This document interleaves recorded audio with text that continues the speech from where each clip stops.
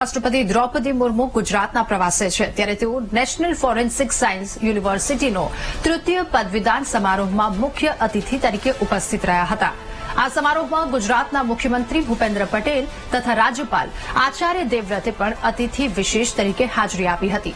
CM Bhupendra પટેલે સંબોધન કર્યું। સંબોધન કરતા તેમણે જણાવ્યું કે વડાપ્રધાન નરેન્દ્ર મોદી દૂરંદેશી नेता છે। એમના માર્ગદર્શનથી 2008માં આ સંસ્થાન શરૂ કર્યું હતું। આજે રાષ્ટ્રીય સ્તરે મહત્વનું સંસ્થાન બન્યું છે। સંસ્થાના 7 રાજ્યો સાથે યુગાન્ડાના પરિસર કાર્યરત છે। દેશની સંસ્થાઓએ 147 MOU કર્યા। જ્ઞાનના માધ્યમથી જ વ્યવહારિક બુદ્ધિમત્તા વિકસે છે।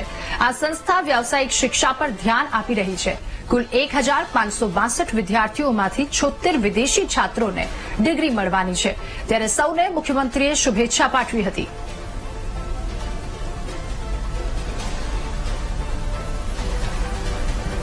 मुख्यमंत्री थे तब उन्होंने 2008 में इस संस्थान को शुरू किया था। अपनी कई विशेष उपलब्धियों की वजह से आज यह राष्ट्रीय महत्व का संस्थान बन गया है और देश के 7 राज्यों के साथ युगांडा में भी इसका एक परिसर काम कर रहा है। इस संस्थान की लोकप्रियता और उपयोगिता दिनों दिन बढ़ रही है। यही कारण है कि देश की कई प्रतिष्ठित संस्थाओं और राज्य सरकारों ने इस संस्थान के साथ लगभग 147 MOU किए हैं।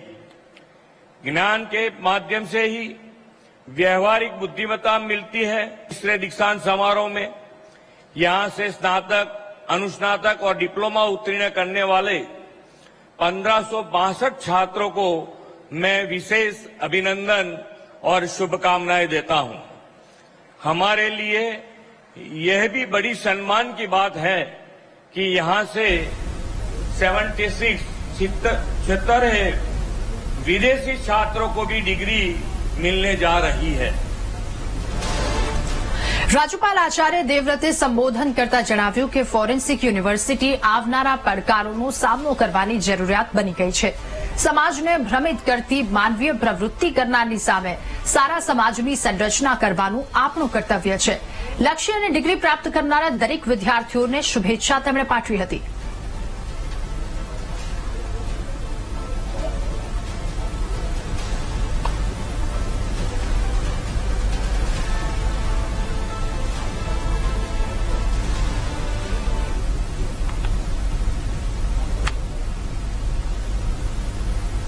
यह यूनिवर्सिटी आने वाली चुनौतियों का मुकाबला करने की एक जरूरत बन गई है।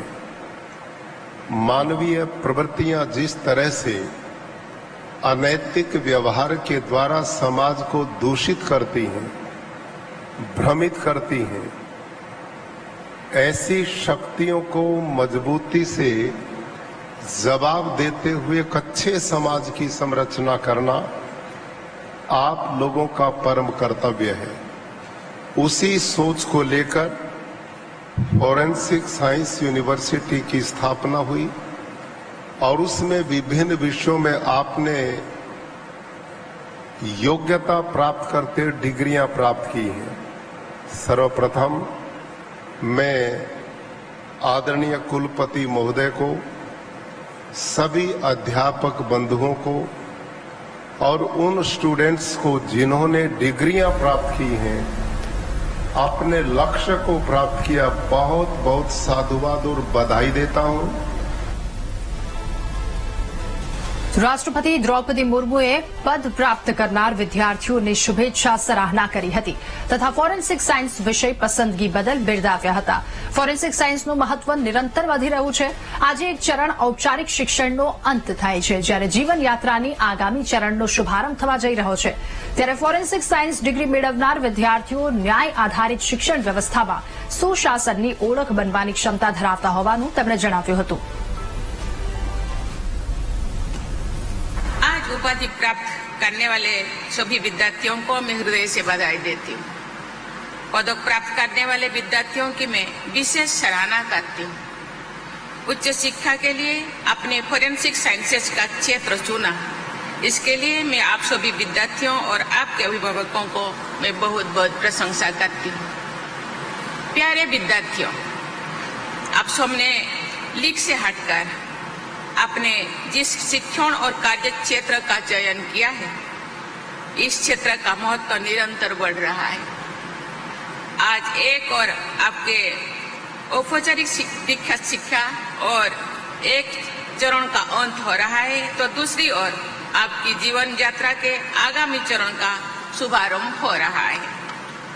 इस मंगलमय अवसर पर मैं आप सभी विद्यार्थियों को हार्दिक शुभकामनाएं देती हूँ। आप सभी विद्यार्थीगण न्याय पर आधारित विकसित भारत के निर्माता की भूमिका निभाने जा रहे हैं। आप सब विश्व स्तर पर सुशासन के क्षेत्र में अपनी पहचान बनाने की क्षमता रखते हैं।